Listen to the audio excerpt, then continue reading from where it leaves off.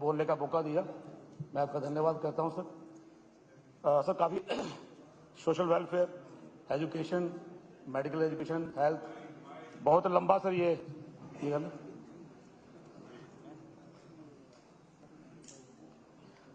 काफ़ी सारे डिपार्टमेंट्स हैं जिन पे बोलना है सर। तो मैं उम्मीद करूंगा, मैं आज पहली बार ही बोलने में के लिए खड़ा होगा सर। आज 11-12 दिन हो गए असेंबली को चलते हुए, तो आई विल रिक्वेस्ट यू थोड़ा अपनी नज़र इनायत सर रखें थोड़ी सी टाइम के लिए। तो मैं बुलेट पॉइंट में बात करूंगा सर, ज़्यादा लंबा नहीं क्या करूंगा। बजट से अगर शुरू करें सर, तो एजुकेशन का बजट, हेल्थ का बजट, काफ़ी सारी बातें हुई सर, और बड़ी बड़ी बातें हुई, कुछ हवाई भी हुई। पिछले 10 साल में जो मोदी सरकार ने और सेंट्रल गवर्नमेंट की तरफ से इनिशिएटिव लिए गए थे, ज़्यादातर उस पर बातें हुई। मैं उस पर ज़्यादा लंबा नहीं जाऊंगा, क्योंकि वहाँ से ये है कि 4 महीने अभी हुए सरकार बने हुए, वो मानते हैं हम भी। ICT लैब की बात है, अटल टिंकरिंग लैब की बात है, नए स्कूलों की बात है, नए इनिशिएटिव की बात है।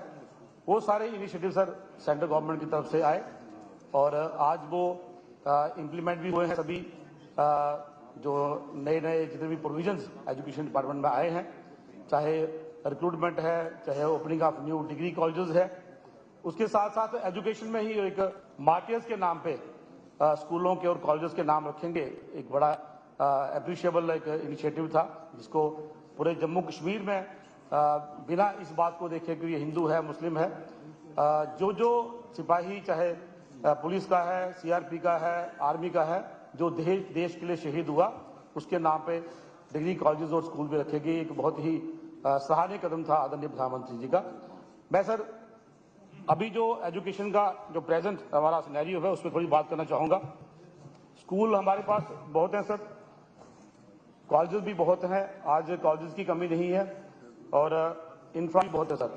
मैं ऑनरेबल मंत्री जी का ये ध्यान अपना जो है इस तरह लाना चाहूँगा कि एजुकेशन में हमारे 2002 से 5 में हमारे एक मंत्री जी आए थे। उन्होंने एक जो एजुकेशन का कंसेप्ट था कि बच्चा स्कूल जाए, उसने उसको उल्टा कर दिया। उन्होंने स्कूल जो है वो बच्चों के घर में भेजना शुरू कर दिया। We should make the child to go school, लेकिन उन्होंने रिवर्स किया। हर गांव में स्कूल खोला, हर घर के बाहर स्कूल खोल दिया। अपने चाचा, मामा, भतीजे, उनको RET एक जो स्कैम बहुत बड़ा किया गया, उसमें टीचर लगाया गया। आज मेरे एक ब्लॉक में सर, ऑनरेबल स्पीकर सर, एक ब्लॉक में जो एक जोन है, उसमें 18 स्कूल जो है उस जोन में, रामगढ़ जोन जिसमें 18 पंचायतें हैं, उसमें 18 स्कूल हमारे क्लब हो चुके हैं, क्योंकि वहाँ बच्चे नहीं हैं। बच्चे इतने कम थे कि आसपास का जो बड़ा स्कूल था उनको क्लब करना पड़ा। तो द रीज़न वाज कि घर घर स्कूल खोलेंगे, जगह जगह स्कूल खोलेंगे। हमें इतने स्कूलों की जरूरत नहीं थी, लेकिन एक क्वालिटी को ना देखते हुए क्वांटिटी पे ध्यान दिया गया। मेरा निवेदन है आदरणीय हमारी मिस्टर साहिबा से, जो क्लब किए हुए स्कूल हैं मैम, जरा उनकी आप गिनती भी कराने कितने स्कूल हैं, उन बिल्डिंग्स का क्या हाल है, और जो लैंड वो यूज़ कर रहे हैं, वो कर रहे थे, आज वो लैंड खाली पड़ी है सर। हमारे पास हॉस्पिटल बनाने के लिए नई कॉन्स्टिट्यूंसी जो आई है हमारी, इसमें डिलिमिटेशन में, उनके ऑफिसेज बनाने के लिए हमारे पास जगह नहीं है। हज़ारों कनाल जगह जो है वो स्कूलों ने रखी हुई अपने पास, ना तो वहाँ स्कूल चल रहे हैं और ना वहाँ पे वो लैंड जो है उसका अल्टरनेटिव को इस्तेमाल हो रहा है सर। एक स्टूडेंट टीचर रेशो की बात भी है, जहाँ स्टूडेंट्स हैं वहाँ टीचर नहीं, जहाँ टीचर है वहाँ स्टूडेंट नहीं। कृपया इस पर बात ध्यान दें। मॉडर्न गैजेट्स हमने बात की, ICT लैब, अटल टिंकरिंग लैब की, पढ़े हुए हैं मैम, काफ़ी सालों से पढ़े हुए हैं, लेकिन जो जहाँ जहाँ मैं गया हूँ मैंने देखा काफ़ी सारे स्कूलों में इसका प्रॉपर जो है यूज़ नहीं हो रहा, इस्तेमाल नहीं हो रहा। कुछ तो इतना ज़्यादा बुरा हाल है कि स्कूलों में मैम कि ये वहाँ पे ये इक्विपमेंट मशीनरी पड़ी हुई है, लेकिन 12th क्लास के बच्चे को ये नहीं बताया जाता है कि तेरा नीट का एग्ज़ाम कब है, तूने फॉर्म कब भरना है। It's very I will say shameful for us कि 2 बच्चे मेरे ब्लॉक के जिन्होंने अभी 12th का एग्ज़ाम दिया, मैम उनका 10th और 11th में ऑनरेबल मिनिस्टर साहब, वो 95-96% मार्क्स लेके आए थे, लेकिन जब वो 12th के नीट का फॉर्म भरना था तो they were not informed by the school management. गांव के बच्चे थे, माँ बाप अनपढ़ थे, लेकिन उनको बताया नहीं गया बच्चों को कि आपने नीट का फॉर्म भरना है। इस तरह की बड़ी सारी बातें हैं, मैं उसमें ज़्यादा लंबा नहीं करूंगा, लेकिन इस तरफ ध्यान देने की जरूरत है सर कि जो हमारा टीचर है वो जो हमारी ट्रांसफर पॉलिसी है, जहां टीचर आता है हमारा कितनी दूर से आ रहा है, कैसे आ रहा है, इस तरफ भी हमारा कोई ध्यान नहीं होता। टाउन्स में बैठे हैं, शहरों में टीचर बैठे हुए हैं, जहां अगर 50 बच्चे हैं तो 20-25 टीचर होंगे, और जहां पे 200 बच्चे हैं वहां 10 या 12 टीचर होंगे। ट्रांसफर जो ये हमारी जो पॉलिसी है इसको भी देखा जाए। K-12 की बात आई, मैं I will request honourable minister, जो एक ही छत के नीचे 26 जनवरी 2025 को सर जब हमने ये दिन मनाया इंडिपेंडेंस डे, तो मैंने अपनी स्पीच में हमारे लोगों को कहा था बिफोर द बजट मैंने ये बात कही थी कि हम एक रामगढ़ के अंदर ऐसा स्कूल बनाएंगे जहां पर प्राइमरी से लेके प्री प्राइमरी से लेके 12th तक का बच्चा एक ही छत के नीचे पढ़ेगा, क्योंकि कोई भी ऐसा प्राइवेट स्कूल नहीं है सर हमारे यहाँ पे जो प्री प्राइमरी से 12th तक नहीं है। प्राइवेट स्कूल हजारों बच्चे पढ़ते हैं, 800 बच्चा 1200 बच्चा, लेकिन गवर्नमेंट स्कूलों में जहां हजारों कनाल जगह है, 20-20 25-25 कमरे हैं, मिडिल स्कूल है, प्राइमरी स्कूल है, हायर सेकेंडरी स्कूल में भी 250-300 से ज्यादा बच्चे नहीं पढ़ते। My request, humble request to honourable minister, जब आप ये 15 स्कूल जो आपने टारगेट रखा है इसमें रामगढ़ का स्कूल भी रखिए, ये कॉन्स्टिट्यूशन स्पेसिफिक मेरी डिमांड है मैम। और जो टीचर्स की मैंने बात की सर, जो प्रमोशन है, माई हम्बल रिक्वेस्ट, इस प्रमोशन को भी सर रूरल सर्विस से लिंक किया जाए कि आप कितने साल रूरल में सर्विस करते हैं, वो जो डाटा है वो मैम के पास होगा, डिपार्टमेंट के पास होगा, इसको जोड़ा जाए उसके साथ, तभी प्रमोशन की जाए। 20-20 25-25 साल, और कुछ लोग शहरों में ही रिटायर हो जाते हैं, गांव का वो मुंह तक नहीं देखते। तो माई रिक्वेस्ट कि टीच फॉर J&K का अगर एक स्लोगन लेके हम चलें कि जम्मू कश्मीर के बच्चों को पढ़ाएं, तो मुझे लगता है इसमें स्टैंडर्ड बढ़ाने की जरूरत है। इंफ्रा पे माई रिक्वेस्ट, बाकी सरकार आपकी है, आप ध्यान दें, ज्यादा मशीनरी ज्यादा इक्विपमेंट खरीदने से तो नहीं होगा सर। अगर आपका बच्चा जो है वो 8th में पहुंच के भी एक एप्लीकेशन नहीं लिख सकता है एक छुट्टी की, तो मुझे नहीं लगता कि आपका चाहे वो टिंकरिंग लैब है, चाहे ICT है, चाहे उसको आप डिजिटाइज कर दें, उसका ज्यादा फायदा नहीं होगा।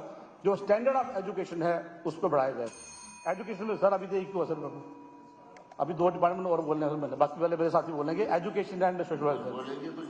सर चलिए मैं छोड़ूंगा सर, छोड़ूंगा। हेल्थ में सर मैं बात करूंगा कि मेरा डिपार्टमेंट है सर, थोड़ा मुझे भी 1-1.5 महीना मिला था मुझे भी as minister for health and medical education. मैं मैम से रिक्वेस्ट करूंगा, जम्मू शहर को लेकर बात करें, medical college sir over crowded है, बहुत ज्यादा काम है वहाँ पे, स्टाफ अंडर स्टाफ है, इमरजेंसी में खासकर थोड़ा सा ध्यान दिया जाए। SMGS में पीडियाट्रिक के लिए हमने रिक्वेस्ट की थी कि पीडियाट्रिक का हॉस्पिटल है वो अलग बने। 250 बेडेड हमारा एक MCH बन रहा है, लेकिन प्रोग्रेस बड़ी स्लो है, मैम उसको देखें थोड़ा जल्दी बने, ताकि ये वाला जो लोड है SMGS के अंदर वो पीडियाट्रिक के बेड हमारे बढ़ जाएं और गायनी का जो हॉस्पिटल है वो तैयार हो जाए। मेरी एक आपसे गुजारिश है, 2019-20 में जब कोविड आया था सर, यही डिपार्टमेंट था, यही डॉक्टर थे हमारे, यही पैरामेडिकल थे, यही आशा वर्कर्स थी जिन्होंने हमारे लोगों को बचाया। हम उनकी अप्रिशिएट करते हैं। डॉक्टर्स ने 24/7 काम किया सर, कई डॉक्टर की डेथ भी हुई, कई हमारे पैरामेडिकल डेथ भी हुई, लेकिन उन्होंने हम लोगों की जान बचाई।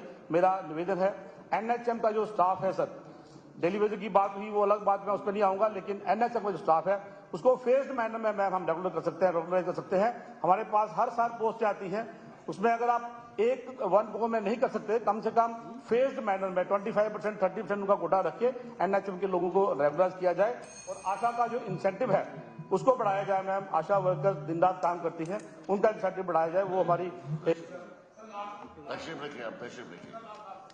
Very important sir. ये है social welfare sir. I am very sorry to say sir, budget में और हमारे गवर्नर साहब के खुतबे में सर SC वर्ड का सर कहीं भी जिक्र नहीं हुआ, not even a single line about the scheduled caste community. यहाँ आपने लिखा होगा, लेकिन दोनों एड्रेस में सर कहीं भी उसका एक भी शब्द नहीं आया।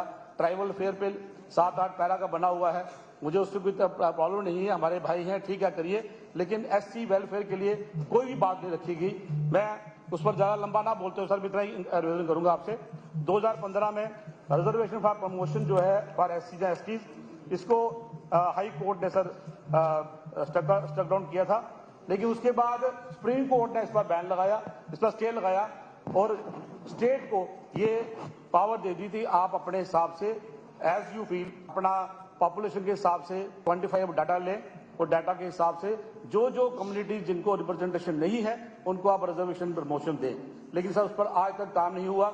मेरी रिक्वेस्ट है ऑनरेबल मिनिस्टर से, अपने हमारे पास वहां मेरे भाई बैठे हैं STs, उनका भी है, मंत्रियों से अपने MLA से बात करें, हमसे बात करें, कहीं ना कहीं सर मिसगाइड किया जा रहा है। आई एम सॉरी टू से कि हमारे ऑफिसर जो है वो एडवोकेट्स को, कोर्ट्स को गुमराह करते हैं सर। 8% और 10% रिजर्वेशन की बात है सर। हमारा रिजर्वेशन जो है 2015 से SC ST का बंद किया है। ये कंसर्न इन भाइयों का सभी का भी है, STs का भी है, SC का भी है। मेरा निवेदन है इसे लागू किया जाए। यूटी बनने के बाद सभी sir all the provisions of constitution are implemented in J&K except the provision of promotion reservation in promotion to SC STs। ये सर मेरी सर रिक्वेस्ट है आपसे, लागू किया जाए sir. It is constitutional, it is legal. There is nothing unconstitutional, nothing illegal in that, sir. तशरीफ रखिए आप तशरीफ रखिए। इरशाद साहब, इरशाद करम सुल्तान।